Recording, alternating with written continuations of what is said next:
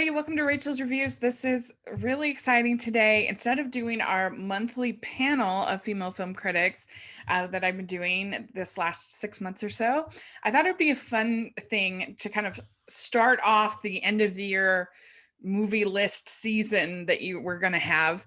If I had one of my female film critic friends on the podcast, and we just talked about the year, talked about our favorites, not favorites, all that going on. And I'll still have my end of the year lists coming up probably in January or the last week of December. But this is just kind of a more casual discussion, and so things might change. We still have a lot of screeners left, but I'm really happy to have film critic from Screen Zealots. I'm excited to have Louisa Morris here. Thank you so much for coming on the podcast. Thanks, Rachel. I'm so happy to be back, and it's so nice to see you because I've missed the human connection for how many months now. It's really nice to see you, and thank you. Yeah, I know what you mean. I mean, and even as helpful as podcasts can be, it's still nice sometimes just to actually like see the human. Hi. Hi. And unfortunately we're not going to be able to meet up again at Sundance this year because they're doing the wider city rollout, and it's only going to be, I think, 4 days here in Utah. So that's kind of, I'm sad about that, but oh well. Yeah, me too. Yeah. And I was planning on, because my 40th birthday is actually in January. So I was planning on doing something really fun and, like going on a cruise or something like that, but that's obviously not happening. Oh no. Well, for 41, 41st. Yeah, that's right. I figure maybe if we're all vaccinated, we can do something fun in the summer. I hope so. I really hope so. I miss the movies. So I know. We're going to talk a little bit about that. Well, just this whole year in general, it's been a pretty crazy year. I have somehow managed to still see 165 feature films. Wow. And I saw 25 of those at Sundance. So yeah, that's a pretty big portion of that list. But I don't know how much you have had to, or you have gotten involved in the whole game of requesting previews and early screeners. Have you kind of embraced all of that, or not as much? I mean, yeah, it's weird because that's the only way we're able to see new movies right now. You know what I mean? So yeah, it's been really weird. I've been really happy with Disney Plus putting so much good content out there. So I've been watching a bunch of stuff at home. It's not the same as a theatrical experience. No. And it's just, I hate the whole runaround of trying to get screeners and trying to find the publicity people to talk to. And I know people are probably like small violins or whatever, but it really is a lot of work. It's just frustrating because usually you end up having to contact like 2-3 people before you finally get the right person who's the one that can get you the screener. And sometimes that doesn't even work out. And I was really disappointed because I felt like I was pretty close to getting a screener for Wonder Woman. Like we were having this back and forth. And then all of a sudden she says, we'll let you know if you meet the qualifications or whatever, something like that. And I'm like, oh, well, that's probably bad news. And it is. I haven't gotten it. Wonder Woman. I'm like, oh, you made it seem like I was close. And then no. And just that whole runaround, I just hate it. It's not fun, but yeah, it's hard, and kind of knowing what to make that kind of effort for. Like, for instance, I ended up reviewing the show Utopia on Amazon, and I kind of, when I got the email about it and I requested it, I thought it was a movie. I didn't realize that it was a series. And so I requested it, and then I was already kind of committed. So I was like, okay, I got to watch this. And it was well done, but not my like normal jam. It's very violent. Very dark. Very dark. Do you watch it? Oh yeah. Yeah. I don't think it got renewed or whatever they call it. No. Yeah. So. But I thought that, oh, this is going to be a pretty big deal. It's like so relevant. It was almost too relevant, I think. Mm. Like people didn't want to deal with all of that in their fiction. It was weird. I mean, the whole storyline. If anybody's seen that, it's Yeah. crazy. If you haven't seen it, it was a little too close to home. Yeah, I think so. But going into it, I was like, oh, this is going to be do really, really well. And for me, and it just did not at all. Like nobody cared what I thought about Utopia, which is fine. But I was like, why did I waste all the time? I cared what you thought about it. Oh, thank you. You're very sweet. But like Emily in Paris, that episode that I did with Kristen Maldonado, that did very well, and people were very interested in what I had to say about that. So, who knows? It's very hard to kind of predict. And anyway, it's been an interesting year. It's been I've learned a lot from being a critic this year about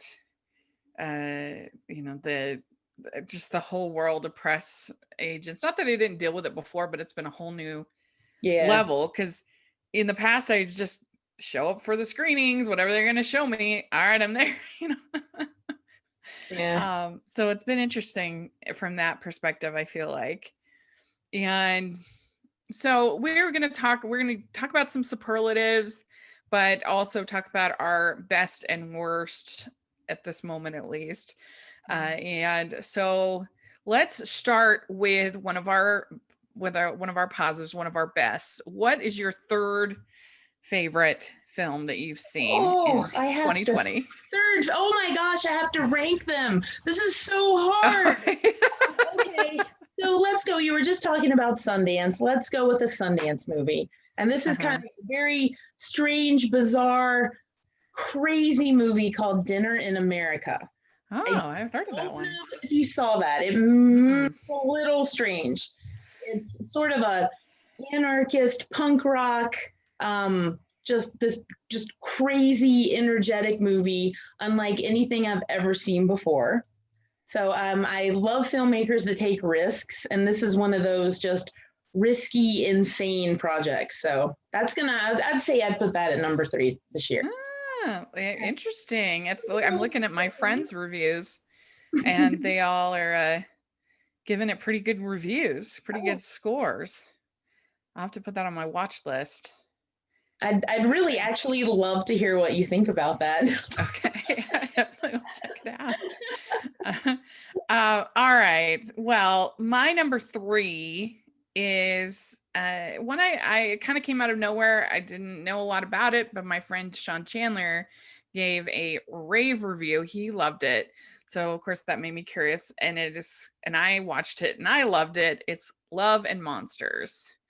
And I don't know if you got to see it, but I just thought this movie, it's about this apocalyptic dystopian world where everybody's living underground, but then only a few people are sort of brave enough to go onto the surface. And there's because there was a nuclear fallout or whatever, there's all these mutated animals. So there's like giant toads and giant creatures, and so Dylan O'Brien, he decides he wants to go and try to find his girlfriend.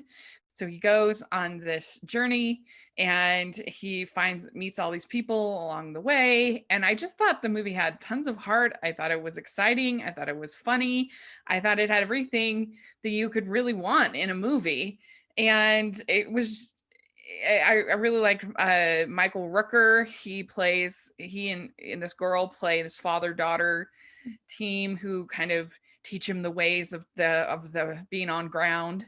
And he was really good. I don't know, it was a charming, times scary, times thrilling, romantic, sweet movie, end of the world movie. So that's my number 3. Oh, cool. Where can I watch that? I actually haven't seen that. Yeah. Well, right now it's just VOD. It's not on any of the streaming services. Okay. But it is on, I just saw on Vudu, it's 25% off this weekend. Oh, cool. So You might want to check that out. I really liked it. It's very solid, and I think Dylan O'Brien does a very good job. I mean, I liked him in those Maze Runner movies, but I think that this is the first time I've really seen him where I'm like, he could be a star. Oh yeah, He okay. was very good. And so that's my number 3. And I wish I had been able, it did actually come to the theaters, but I here in Utah, but I didn't get a chance to see it in there. I just saw it at home. But and of course I was watching the screener with my name watermarked in the middle of the I movie. I'm know. like, ah. It's kind of fun though because it always looks like you're either the star or I'm like, oh, I know. And again, I know small violins. I get it. I know. It's very, very lucky to be able to watch it, but Yes. still. But yeah, that was my number 3 favorite. Okay. So let's now talk about a movie that surprised you. I mean, I guess that one did surprise me, but what's another you would say was your biggest surprise that you didn't think you would like and then you ended up liking? Well, I have a few, but one that I know it did really well at the box office before everything kind of shut down. Uh-huh. The Invisible Man. I was Mm. really surprised with that. I thought it was going to be another, just throwaway reboot and just stupid, but it was actually pretty good. It was frightening, scary, thrilling, great performances. So I was really, really surprised with that one. Yeah, that was a good one. I liked it too. And I'm normally not a horror person. Another horror movie that I liked a lot more than I thought I would was the movie Relic. Oh yeah. Um, I thought that was really good. The way that it kind of captured the kind of panic of dementia, and when you're living or when you're dealing with trying to care for somebody with dementia and all of a sudden they don't know you, they don't know, they're sort of that's like kind of terrifying in a way Yeah. and sad at the same time. And I thought this movie really captured that as well as just being a genuinely pretty scary movie. And so I liked Relic quite a bit, and I wouldn't have guessed that because I'm not a horror person.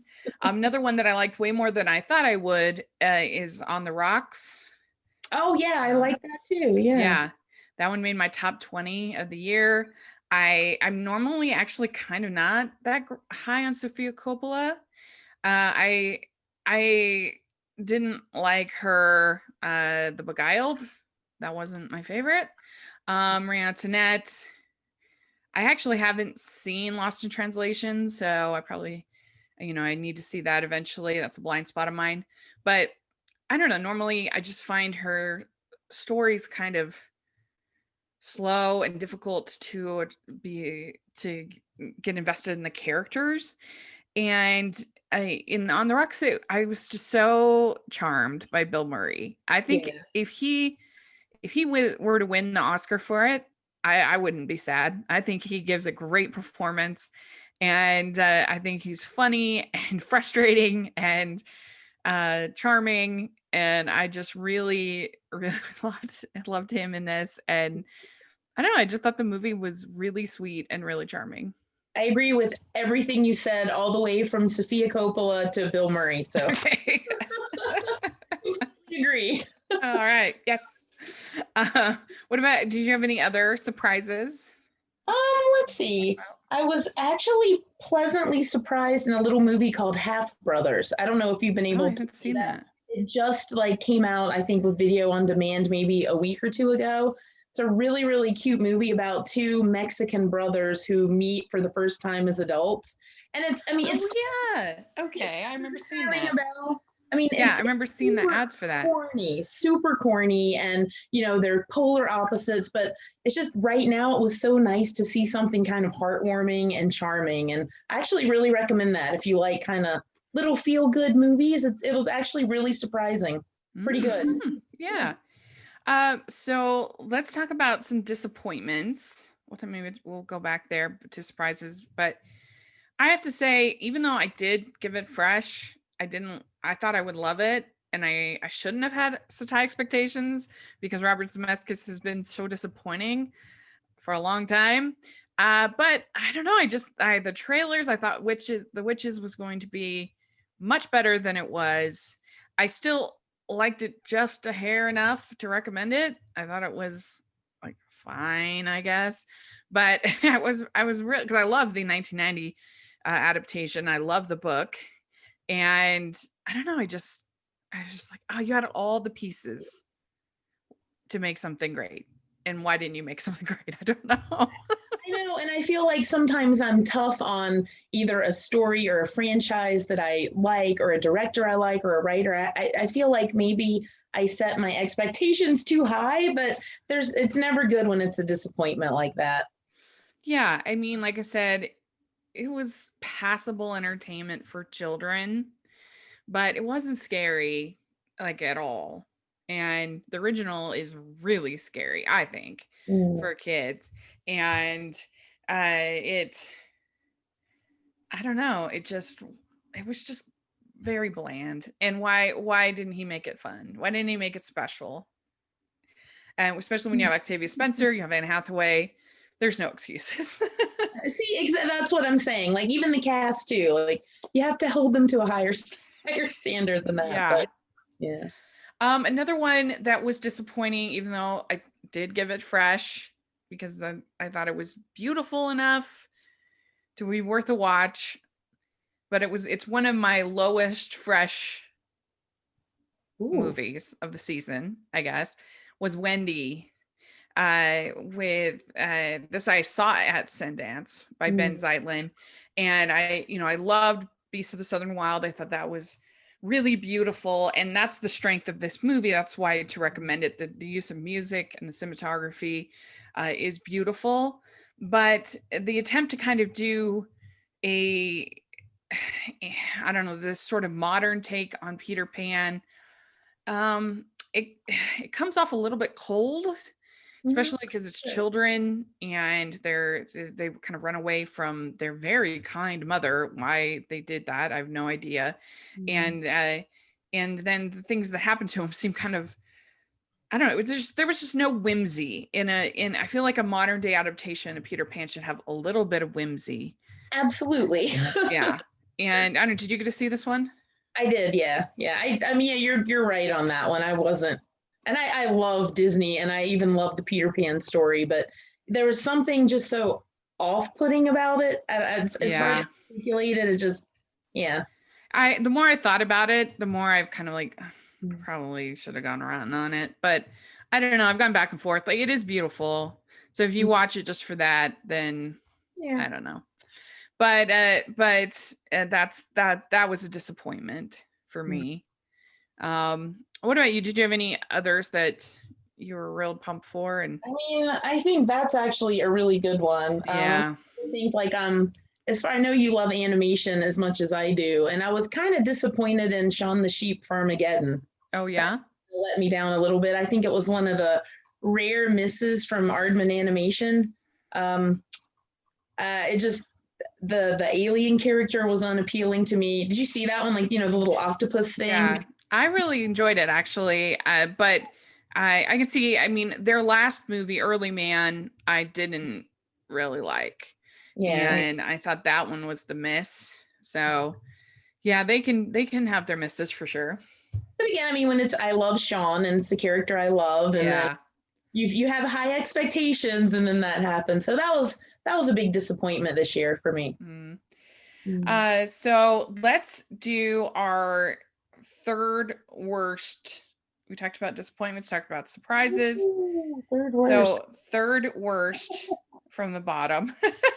I told you I brought notes. Like Oh, I'm good, good. ready today. I have notes. I mean, do you want to go first? Or? Yeah, I can go Okay. first. My third worst is from the wonderful folks at Happy Madison. It's the wrong Missy. And when you make a movie that has one of the most obnoxious characters that I've ever seen in a movie, and you have the main joke is her falling and hurting herself and getting injured and pretending that David Spade is some kind of lustful sex object in the eyes of all of these gorgeous women is just ridiculous. And when it comes down to it, it just didn't make me laugh. I didn't think it was funny.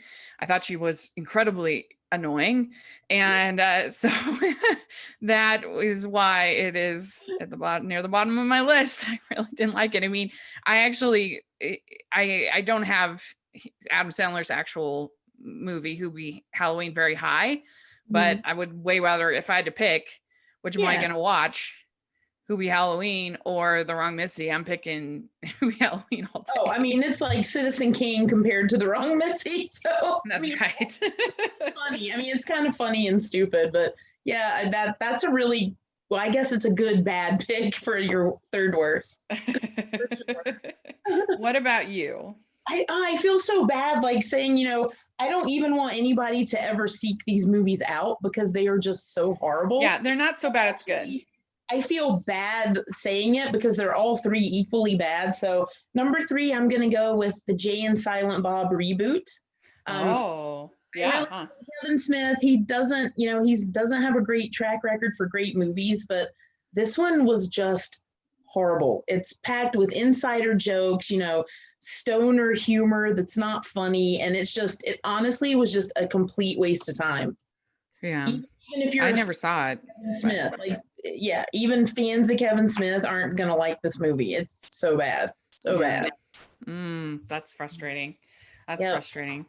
Yeah, so then my wait, well, let's be positive and let's do our top, our second favorite.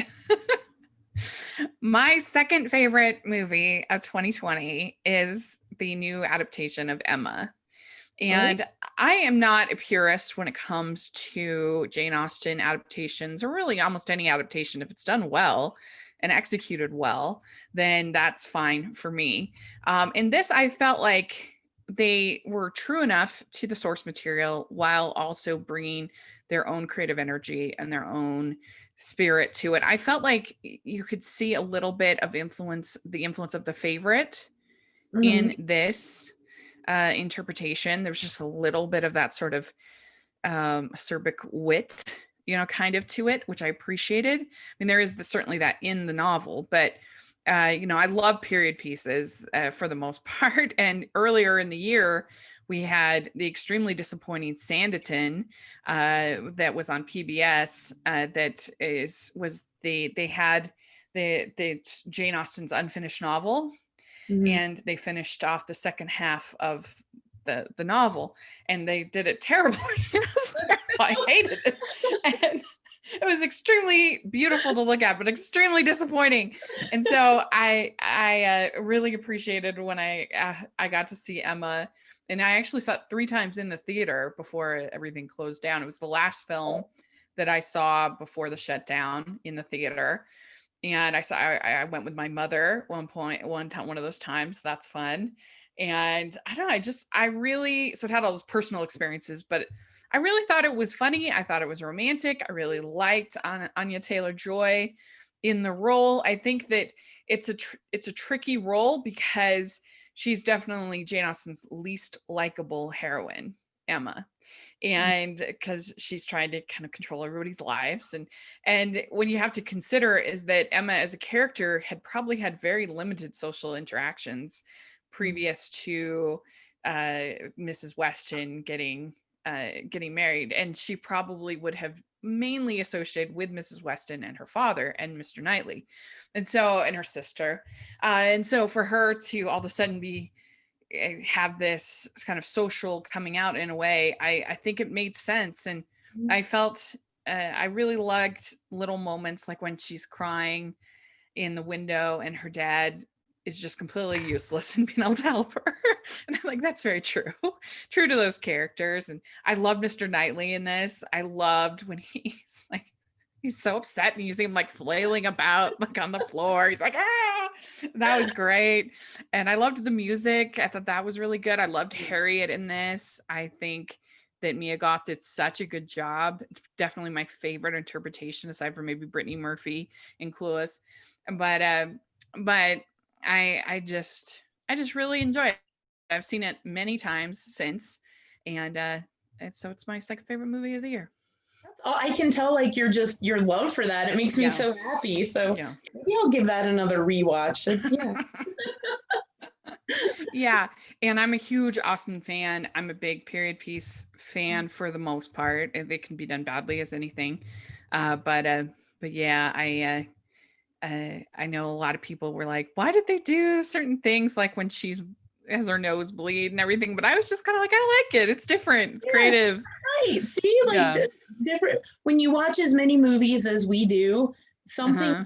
different or an unexpected casting choice or anything just Mhm. really stands out and you appreciate it more. Yeah, agreed. And I'm excited to see what this Autumn de Wilde. I'm excited to see what she does next. I think it was a really strong uh debut movie to do.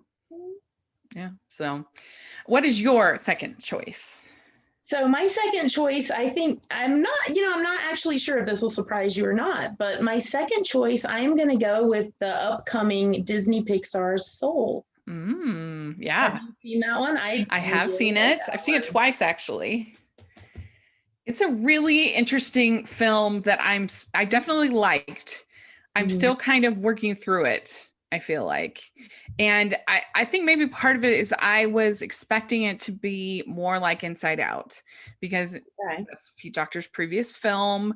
It was advertised kind of like it was going to be that, but I really don't think it's anything hardly like Inside Out at all.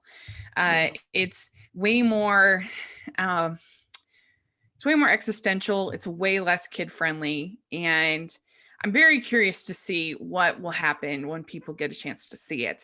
Because Me too. I kind of wonder if it's going to be one of those, and maybe people will love it. I don't know, but I wouldn't be surprised if it's a movie that has a low audience score on a high critic score on Rotten Tomatoes. That would not surprise me at all because it's challenging.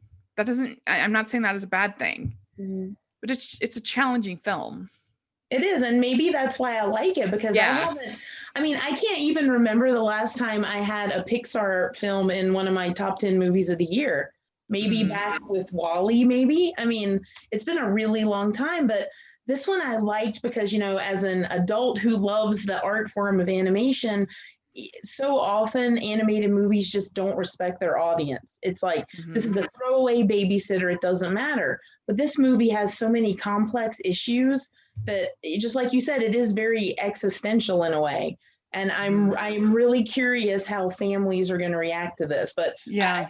it's beautiful. The Yeah. animation is Oh, amazing. It's beautiful, the beautiful. animation is beautiful.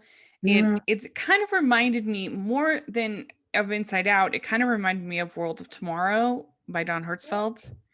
I think it has almost more of that energy over the energy of Inside Out, because Inside Out has Riley, it has all the things that she's interested in to kind of ground it for, I think, for children, versus this, which is about a, you know what, 40 something older Yeah, man. it's about like um what are you going to leave behind when you're gone? Does your life matter? I mhm. mean, Yeah, it's really sort of like a gut punch with what's going on right I now. know.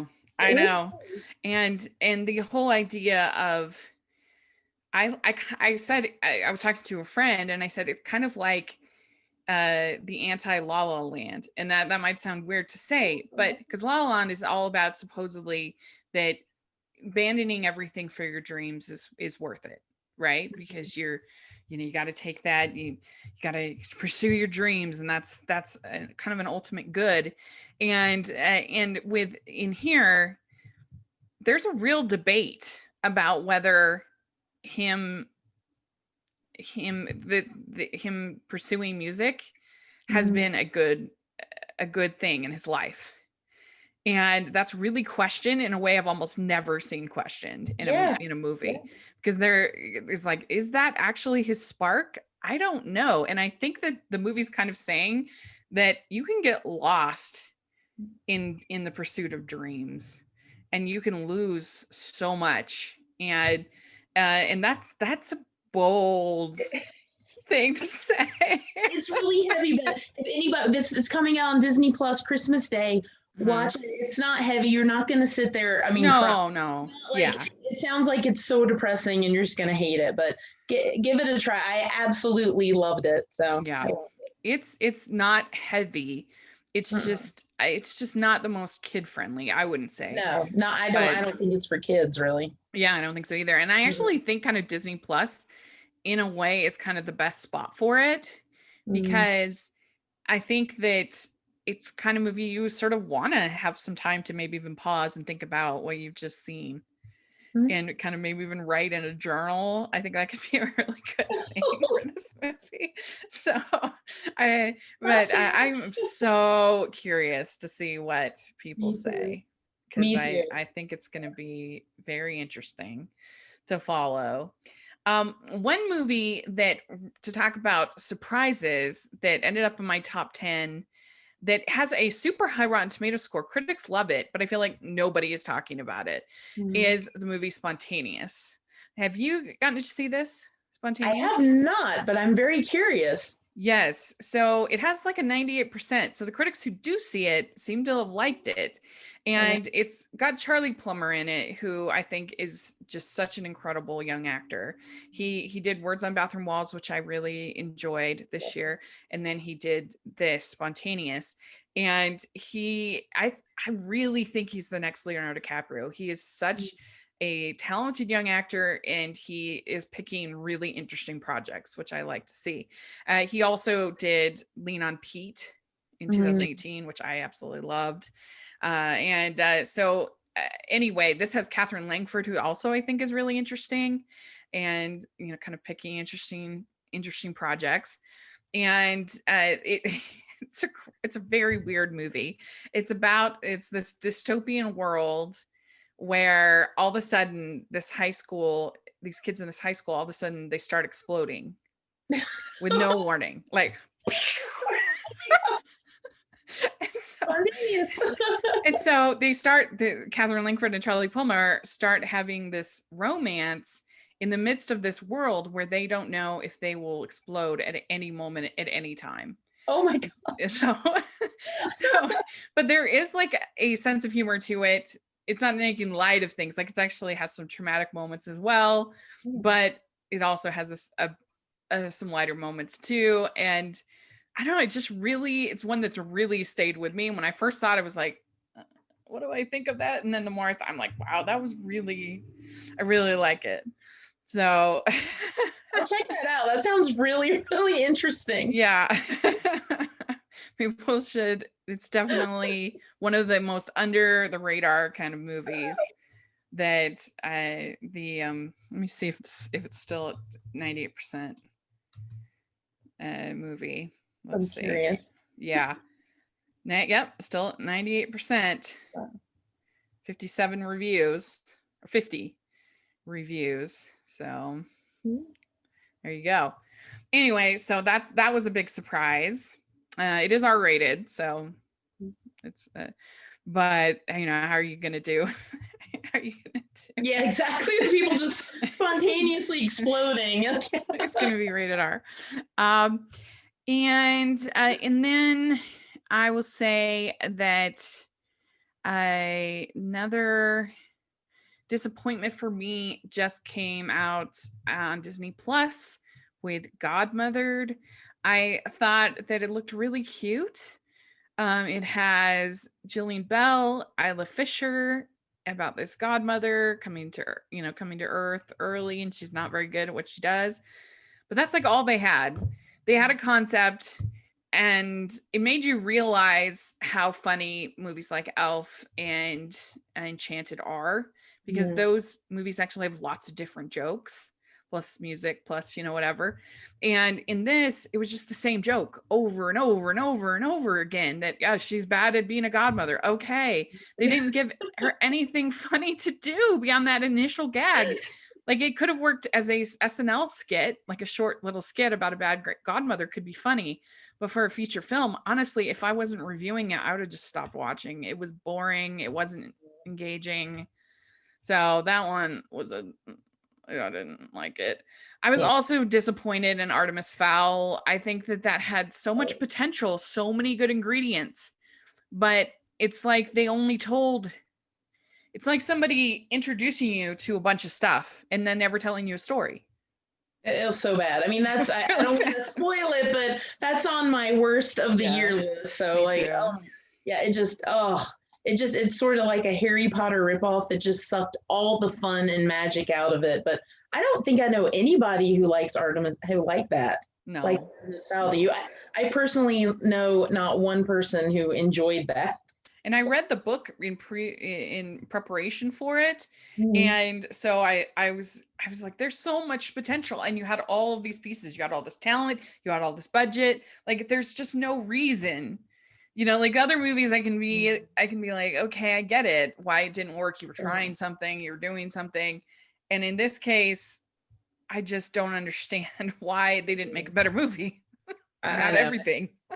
That's why things like that are so disappointing when the bones are there. There's Yeah, everything, just like you said, the cast, like everything should have just been magical and perfect, and then they blew it on the most colossal level ever. Like it's a terrible movie. Don't watch it if you haven't seen it. We're saving yeah. you time. Don't watch it. Right. Yeah. And yeah, another one that I will cause all this controversy because it got all politicized, but Hillbilly Elegy for me, I did not care for it at all. I don't think that it told the story of a person coming out of poverty. I think it just told stories about how horrible it is to be in poverty with a drug addicted mother. It I didn't get the sense of this was some kind of triumph over adversity narrative. I thought it told that very poorly. And I'm a fan of that. Like I would way rather watch something like October Sky, say, Sure, yeah. about Homer Hickam getting out of this town and following his dreams like that. I'm fine with. I love it.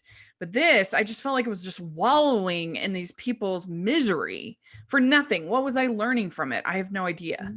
Completely agree. And I grew up in a very small rural town in the South, and a lot of my friends who maybe even watch one or two movies a year really responded to this. Yeah. And it's weird to me because I mean, it's just objectively just a bad movie. Not even just the themes or how the book was adapted for the Mhm. screen. It's just not a good movie. And I agree with you. I did not see any kind of triumph over adversity. Yeah. It made me feel bad. Yeah. I just felt like I don't know, what are they trying to teach me about these people? What am I supposed to learn? I it didn't give me anything, I don't think. And so I I really didn't enjoy that film. But let's talk about one of my second from the bottom is actually not Artemis Fowl or Hillbilly Elegy. I might have spoiled your bottom two, I don't know. But but my second from the bottom was a film from Sundance that I really didn't like, and it is called Horse Girl. Oh, oh my gosh, that's terrible. That's on my worst list too. Oh, Yeah. I terrible.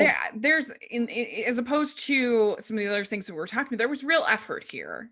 Yeah. Definitely. Like they really tried, but I Mhm. just found the whole thing just so insufferable and annoying and frustrating. And granted, when I saw it, I was tired. It was the end of a long day at Sundance. If I was watching it at home, maybe I might have liked it a little bit more, No. maybe, but I just found it so unpleasant and irritating, and it wasn't satisfied to just sort of tell a story. It had to be just laying on the metaphors again and again and again and again and again and again, and I just really disliked it. I did not like it either, and I was refreshed and ready to go when I saw it, and it was just a bad movie. And interesting when you mentioned Words on Bathroom Walls, which sort of dealt with schizophrenia Yeah. and mental issues, and this movie tried to do that, but it was just so unpleasant and Yeah. just couldn't get its point across. So I completely agree with you on that one. That was horrible. Yeah. Horrible. So what do you have at the second from the bottom? That was actually on my list. First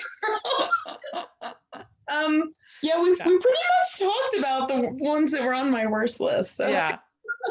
Okay. but Well, so your number one though. Yeah. So number one, my favorite movie of the year is Wolfwalkers from Tom Moore. I love Cartoon Saloon. I think all four of their movies have been masterpieces, and I don't use that word lightly.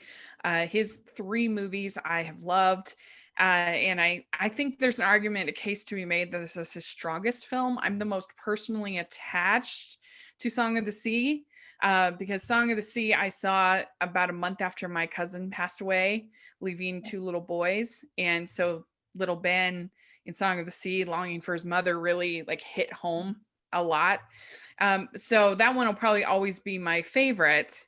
But I just love the humanity in his films. I love the animation. It is so beautiful.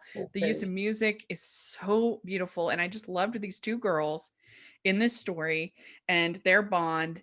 And I just adored the film. It is as close to something, in my opinion, something perfect that I saw the whole year.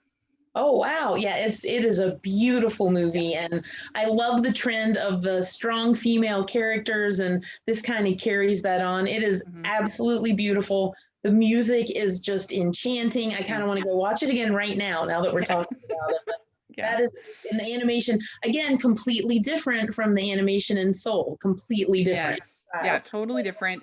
And it was Equally really interesting. I was beautiful. actually, because I interviewed Tom Moore in after, because I had such a strong reaction to Song of the Sea.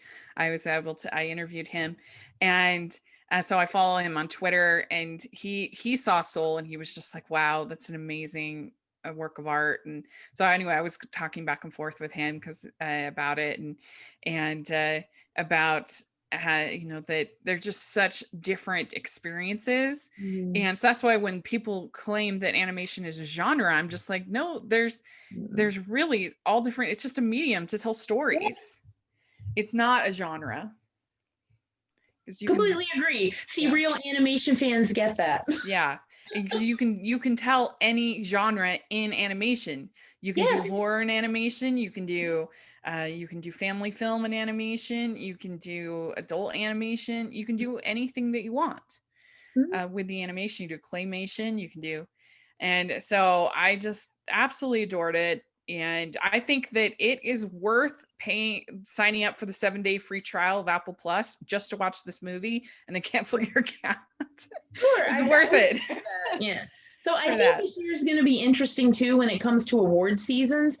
The award season, I think that there's going to be an animation kind of, Yeah. it's going to be Soul and Wolfwalkers. I haven't seen. Have you seen a lot of animated movies this year that even came close to those? I can't. Yeah, I actually I don't think it's know. been a pretty strong year considering the year that we've had of Mm-hmm. animation. So I personally loved Over the Moon. I know a lot of people were kind of in on it. I really enjoyed it. I actually really loved Farmageddon. I thought it was so charming and sweet. So that's fine. That's fine. Um, I liked Onward. I know it had kind of mixed response, but I thought it was sweet. I enjoyed it. I liked the in the world of anime. There were a couple of strong entries. There's My Hero Academia, Heroes Rising, which I think if people gave it a shot, I think a lot more people would like it than think that they'll like it, because they do a great job of summarizing what's happened in the series at the beginning of the movie, so you are clued in, you don't feel lost. And it's a really fun story about these teens that are learning how to master their superpowers, and then they come up against this evil that's because they have these quirks, and there's this villain who is amassing all of the quirks and sort of stealing all of their powers basically, and then they have to go up against him, and kind of like similar to like Thanos with the glove, idea. But I really enjoyed it. I thought it was really good. Then there's also Lupin the Third, the movie, which Lupin is a long-standing series in the world of anime that's been going on since like the 70s. It was actually Hayao Miyazaki's very first movie that he ever did was a Lupin movie. And so this one takes it into the world of computer animation. and it is very well done. The action is beautiful. It's right up there with Spider-Verse as far as the flow and the movement. The story isn't as good, but it's a lot of fun. Anyway, that's sort of my thoughts of animation. Those are the my thoughts on this year. But I think that I think that Wolfwalkers and Soul are kind of on their own as far as on another level than the rest of those. Sure. They are really interesting special films. So anyway, what is your number one? I'm pretty sure it's a movie you don't like, so this should be really, really fun. And you probably know what it is because we talked about it at Sundance.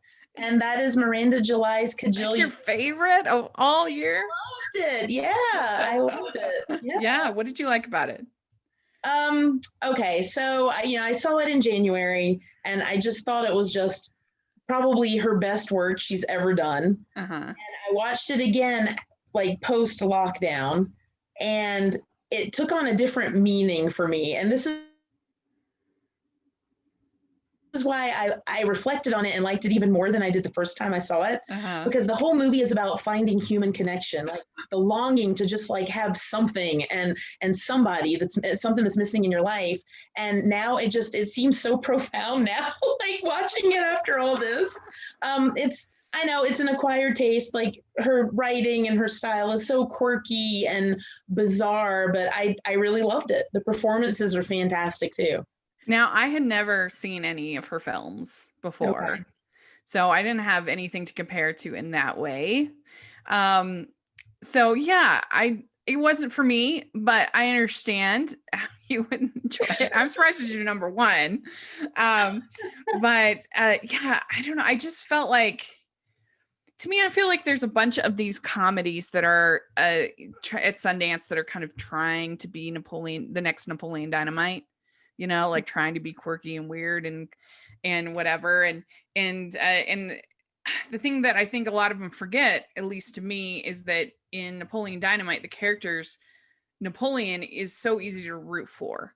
He has all of these challenges, but he just gets super excited about whatever is going on in his life. And he's super loyal to his friends. He's super loyal to his family, and he's just super pumped about little things, which makes him endearing for people who like the movie. And he gets really excited about cheese and tater tots and lip balm, and that's appealing. That's attractive in a character. And the thing about it, I felt like in the movie, first of all, they repeated the same jokes over and over and over again, which irritated me. Like the joke about the soap on the wall, where I was just like, okay, it was kind of amusing the first time, and then I felt like they rammed it into the ground of like, okay, I got it. And then I just felt like the characters were so unlikable and just so mean. And I hated the ending. It was not for me.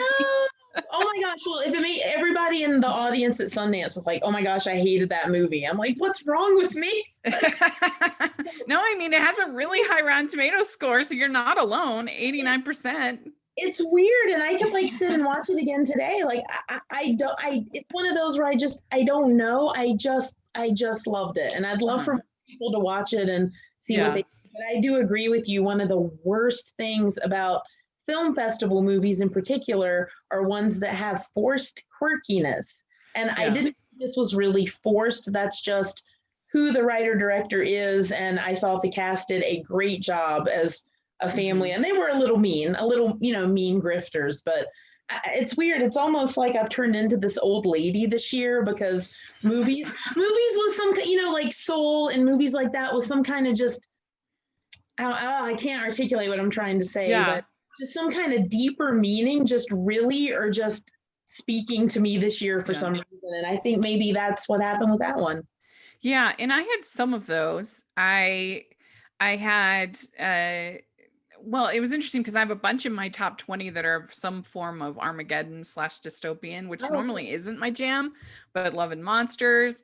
I have Save Yourselves, which was my favorite film from Sundance, that I thought was so funny. And did you ever get to see that? Save Yourselves? And I really enjoyed it. And, then Farmageddon makes and Dick Johnson is Dead is all about death. And that's probably, I guess, the quirky one out of Sundance that I responded to. That you have this documentary about her kind of coming to grips with the death of her father, even though he's not dead yet.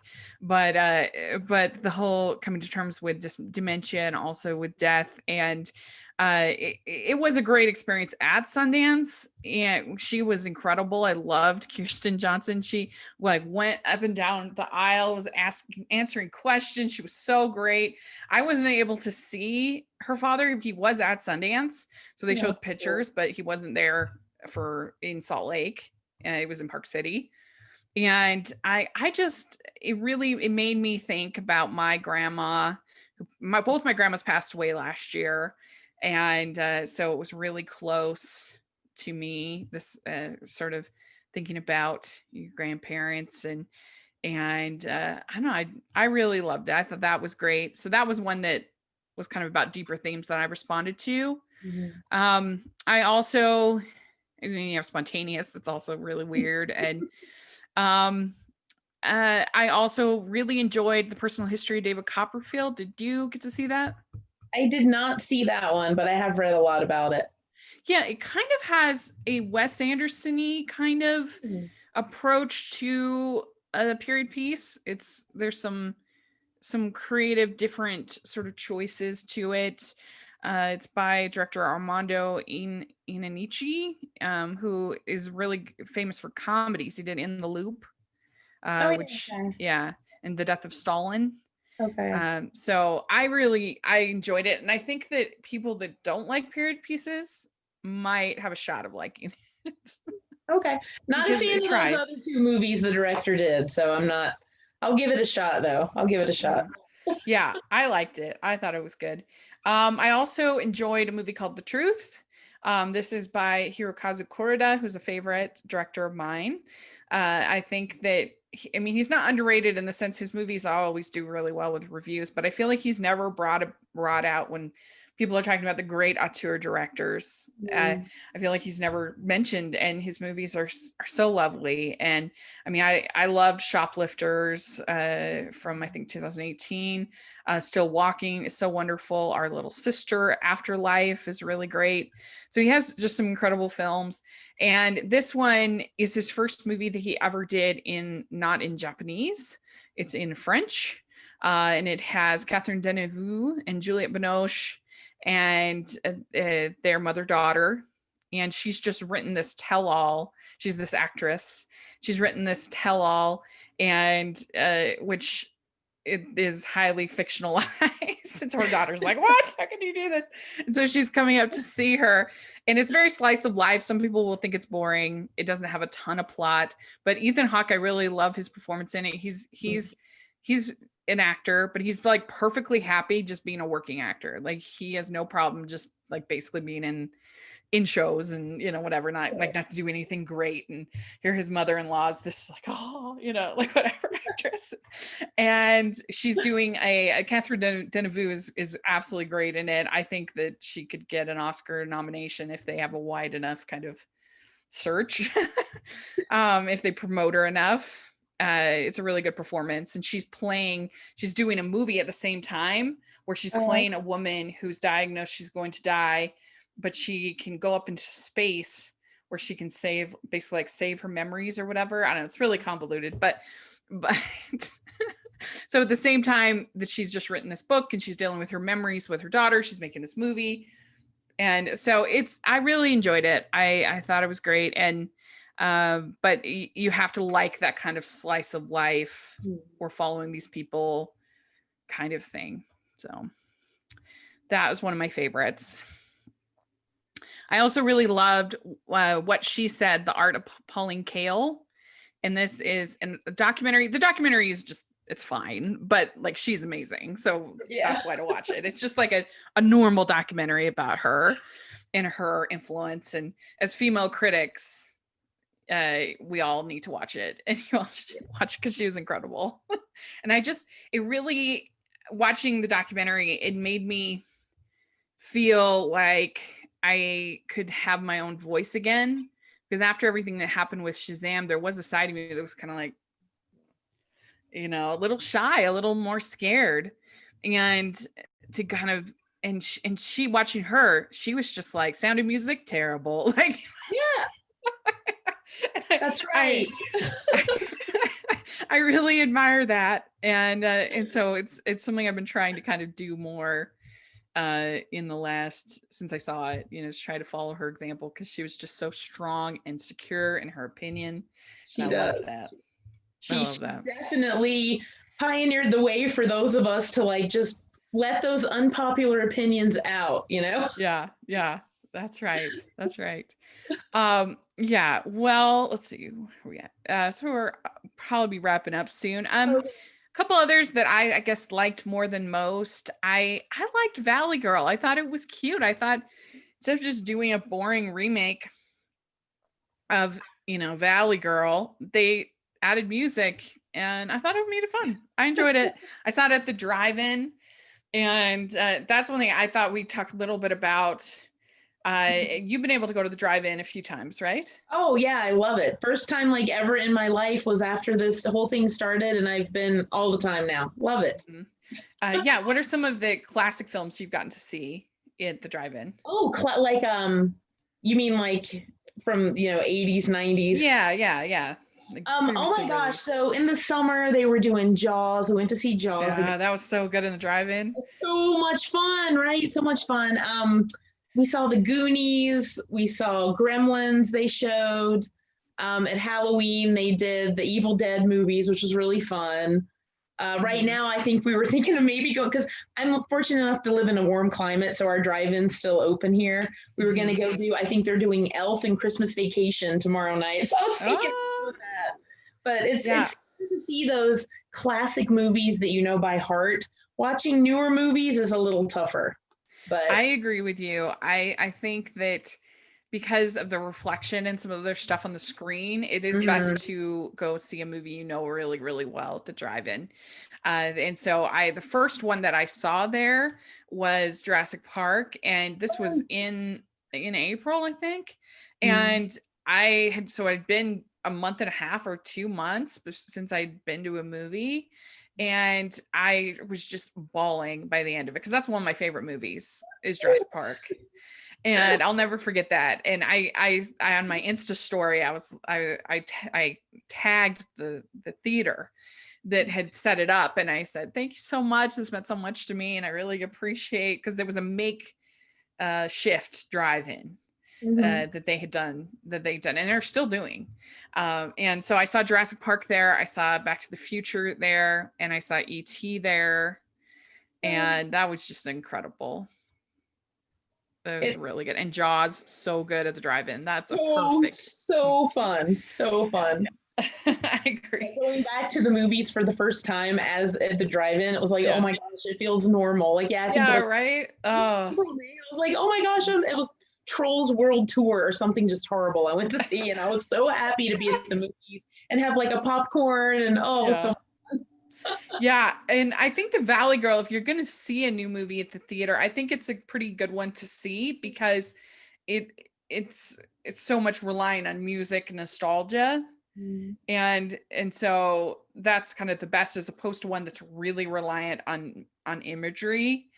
Then you might miss, like I saw The Vast of Night it was actually a critic screening at the drive-in. I was like, this is how weird. neat is that? I know. And I did enjoy the movie, but there were parts that were difficult to see because it's a very dark movie. And so at the drive-in, it could be sometimes like, what is happening? But that was an impressive little movie, especially once I got to see it again, because it's just on Amazon Prime. And considering they made it for like no money, that what they were able to produce is the kind of movie that, maybe it's not a masterpiece, but I'm definitely going to be very curious what these people make in their next movie. They're on my radar now, and they did a lot with a little, so that's very impressive. It was very impressive what they did with so little. Do you see it? Yeah. It was really good. Yeah, I also saw. I was able to see a bunch of movies at the theater. We've been lucky here in Utah to be pretty much open since June, and I've been able to go safely. And most of the time, there's honestly only 2 or 3 other people, if that, in the theater. um, but yeah, I've been able to see a lot of classics this year. I saw Monty Python and the Holy Grail, which was hilarious. Is my favorite comedy of all time. I saw Empire Strikes Back, The Avengers, the original 2012.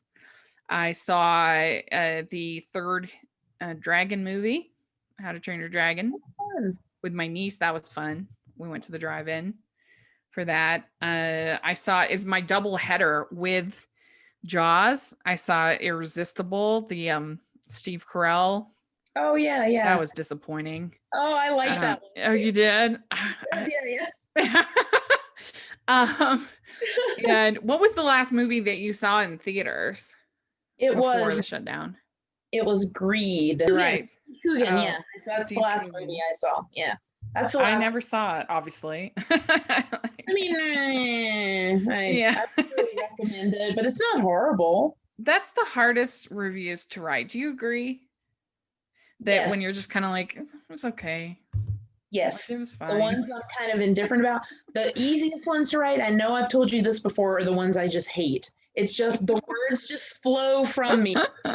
Movies I really love, I take a lot longer because I want to give them, the review. But yeah, it's those ones that are kind of, I didn't love it, I didn't hate it. Man, those are so hard to write. And then because the dichotomy of Rotten Tomatoes, when you give something a rotten score, that you're just kind of like, it was fine, it was okay, I didn't love it. Like when you give a rotten for that, people are like, how did you hate it? And I'm like, I didn't hate it. It was just, I don't know. I just think less worked than didn't work. I mean, the less worked than did work. I'm sorry.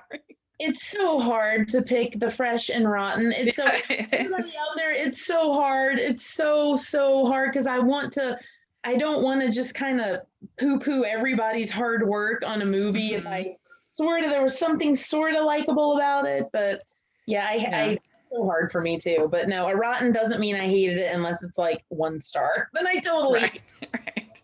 Anyway, so there we go. Let us know your favorites in the comment section or on Twitter. We'd love to hear your thoughts. And so, Louisa, how can people find you and your reviews and you're on social media? Rotten Tomatoes and ScreenZealots.com. Twitter at Screen Zealots. So great. Check that out. I'll have all that in the description. And you can follow me at Rachel's Reviews all over social media, iTunes, YouTube, and on Rotten Tomatoes. And we'll be having many more end of the year videos coming up. And look forward to doing that in January. Make sure you're checking out the Hallmarkies podcast. We have interviews, including I have the director of Christmas Ever After, if you want to check that out, an interview. And I got to interview Fran Drescher, which was incredible. So you should check out Hallmarkies podcast for all of that, and that would be great. And thanks so much. This was really fun to look back on this crazy year in the world of movies. And I think considering it all, we actually ended up having a pretty fun, eclectic year of movies, considering everything. Definitely. So, all right. Well, thanks so much. And please like this video. Please subscribe to the channel. If you're listening on iTunes, please leave your ratings and reviews. We really appreciate that. And also consider becoming a patron. That helps us out so much. And we also have our merch store, which has tons of holiday inspired designs. So we'd appreciate your taking a look over there. There's big sales the whole month long. So thanks so much. And we'll talk to you all later. Thanks so much, Lisa. Merry Christmas. Thanks for having me. Bye, everybody.